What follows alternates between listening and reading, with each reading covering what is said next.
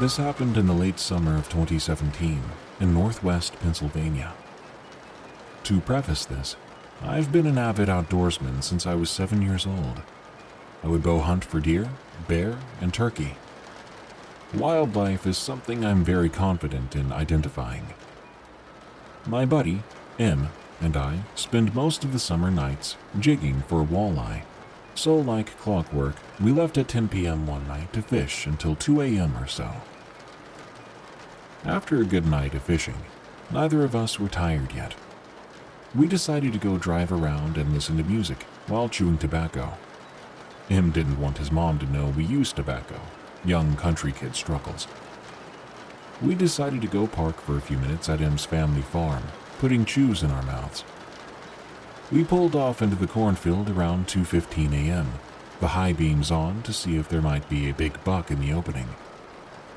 Just as M put the car into park, we noticed red eyes in the back of the field, about 100 yards away from us.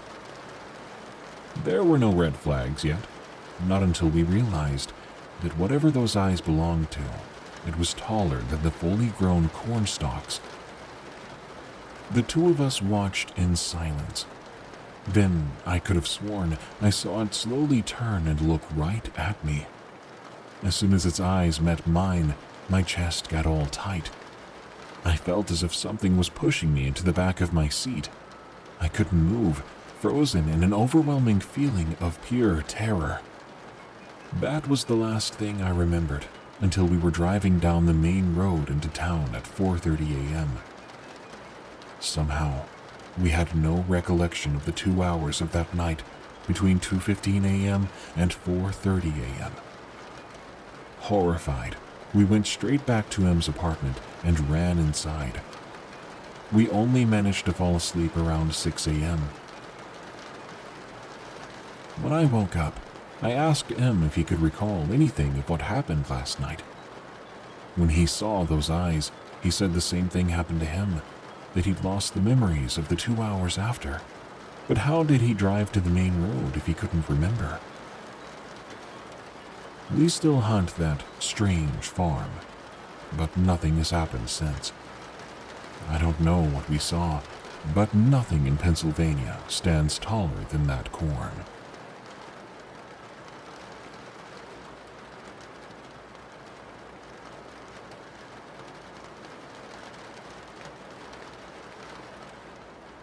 I recently started backpacking, but the adventure got stale.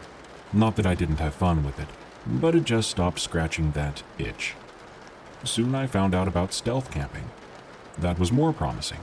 Note from the narrator here, stealth camping is where you camp outside of designated camping areas, sometimes in places where you're not allowed to be camping and without permission.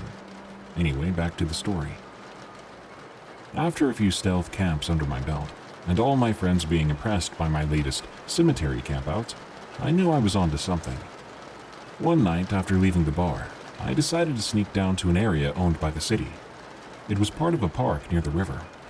My plan was simple: hike down to the park, move toward the river, find a clear spot, and set up my bivvy for the night, and leave before dawn. So far, everything was going as planned. I curled up in my sleeping bag and looked at the sky. It was a perfect night. No one knew where I was. I felt so free. Before long, I was dozing off to the music of crickets, frogs, and cicadas.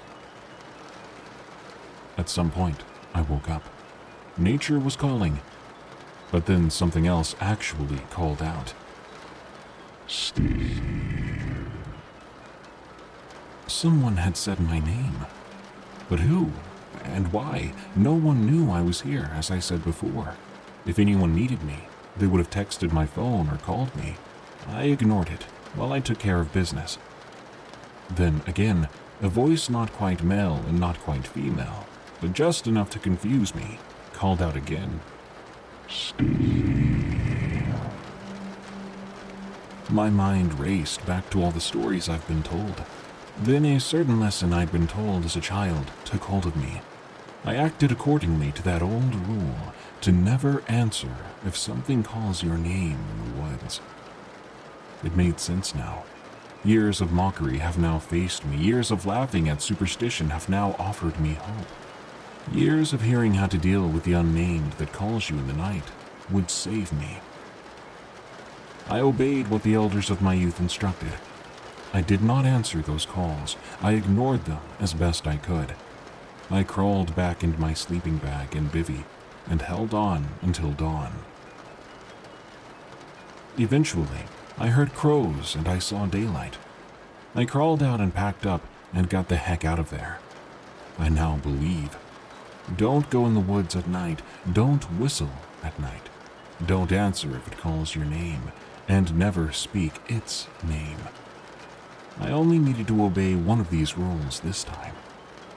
I added the rest for those who might mock but need them later, just as I did.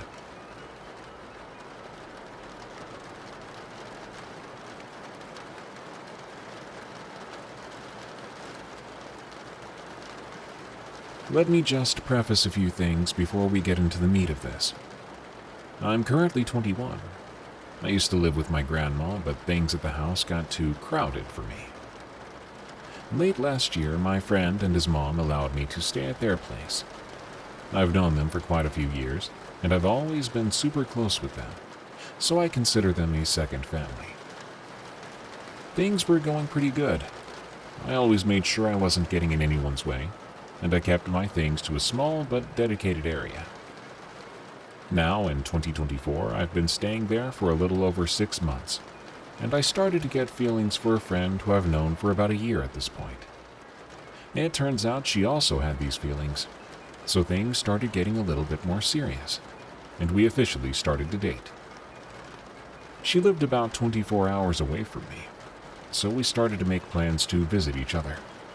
She said she'd prefer to fly to me because she wasn't sure her parents would be on board with us yet. So she told them it was just a visit to a friend. However, if that was going to happen, I wasn't too keen on the idea of having her stay in the living room of a friend's house with me. So I immediately started scouring for my first ever place. Cut to about the middle of May. We discussed her visiting in the middle of June, just a month from this point.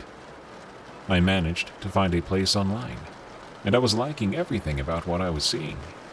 It was a basement studio apartment. It had decent rent, all utilities included, and it seemed to have more than enough space for my game consoles and collection. So I immediately applied.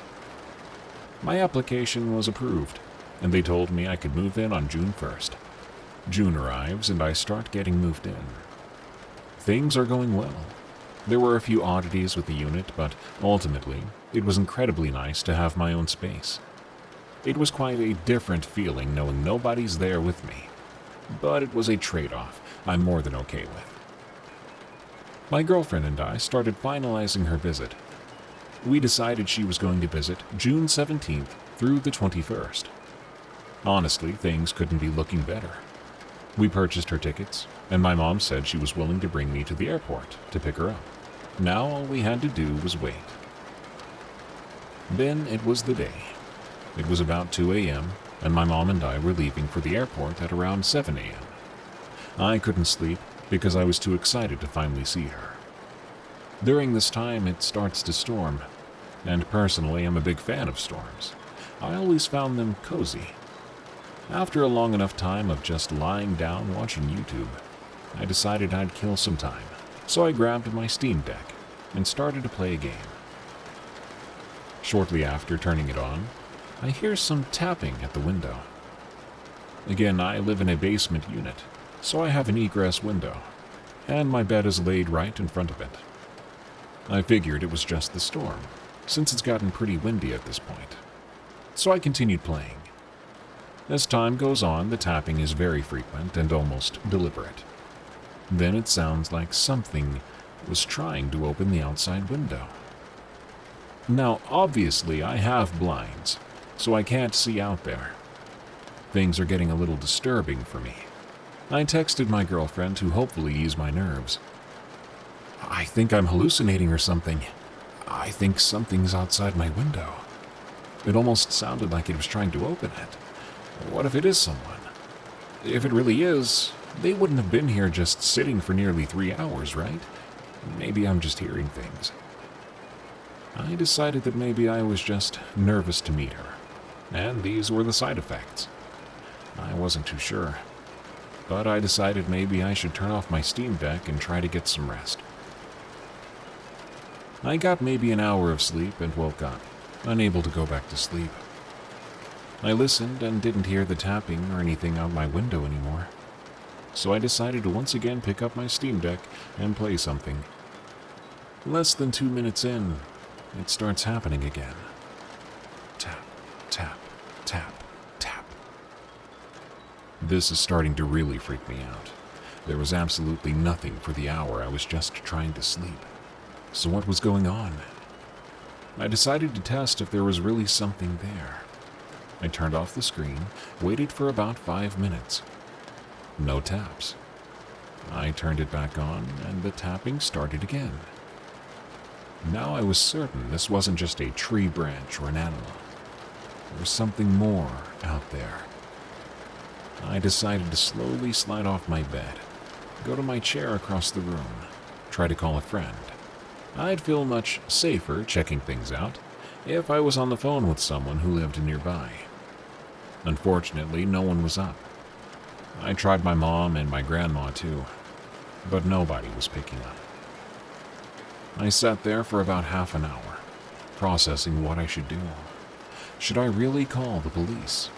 If it is just an animal, I'd feel incredibly guilty for wasting their time. I decided maybe it is just all a crazy coincidence, and I went to lay back down, not playing anything this time. But then I heard movement. Not the type of movement from a rabbit or squirrel or anything like that.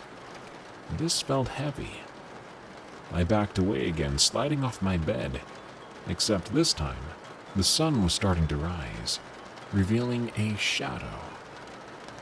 By this point, the wind was already dying down, so all the movement out there was from that, whatever it was.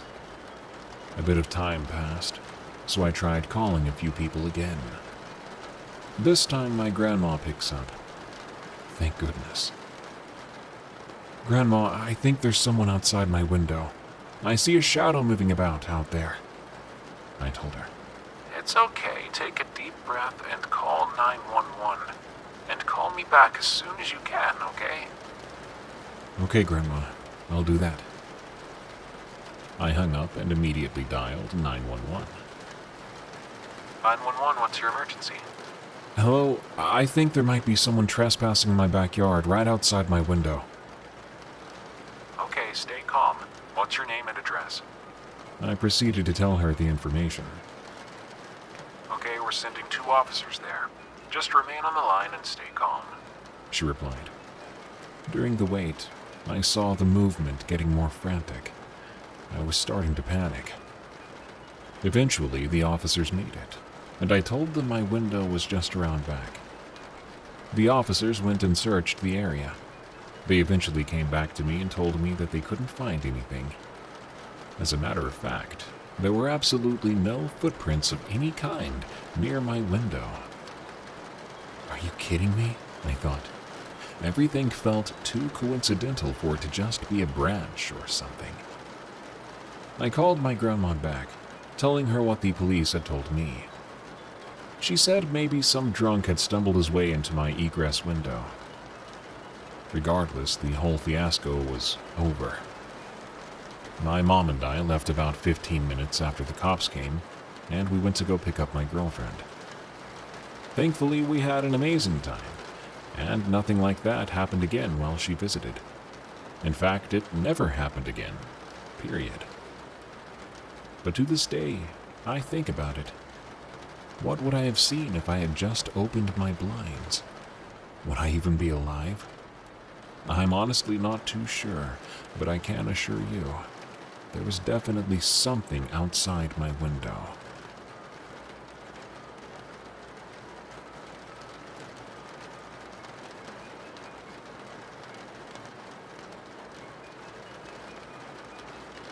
This story was told to me by my friend about his grandma Wyatt. I'll share it with you in his words. When my mother was a teenager, about 13 years old, she lived with Grandma Wyatt in Paxton, Indiana. It was during the Depression in the early 1930s. Times were hard, and that made people harden their hearts to each other. At the time, there was an old woman in town who was very ill and on her last days. Grandma was helping to care for her. She thought a bowl of chicken soup would help make her feel better. But none of the neighbors or any of the people she asked would spare a chicken for her to prepare the meal. She was disappointed by the selfishness of the people around her. As she walked down the dirt road, a chicken, of all things, emerged from a yard and began to follow her. She shooted back into the yard, locking the gate behind her. Moments later, the chicken was following her once again. She turned and shooted back. To her surprise, the gate was somehow unlocked now. She'd barely taken a few steps down the road when it all happened once more, the gate being unlocked and the chicken at her heels. The third time it happened, she accepted it as a sign that the chicken was supposed to follow her. It was an offering for the old woman's meal. She looked around, didn't see anybody, and took it home to make chicken soup. That turned out to be the woman's last meal. They held a funeral for the old woman, and the holier-than-thou people in town, many of whom had refused to part with a chicken, attended to show how respectful and pious they were. They all placed flowers on the casket. All of a sudden, a wind came out of nowhere and blew the flowers off the casket twice. Grandma went up to the casket, the last to lay hers on it. After that, there were no more breezes. The old woman accepted Grandma's flowers, but not from those hypocrites who would not offer even a bird. My mother said the looks on their faces was memorable. No one said a word. I think that event made a lot of people wonder. Maybe even made them feel guilty for being so stingy and uncaring.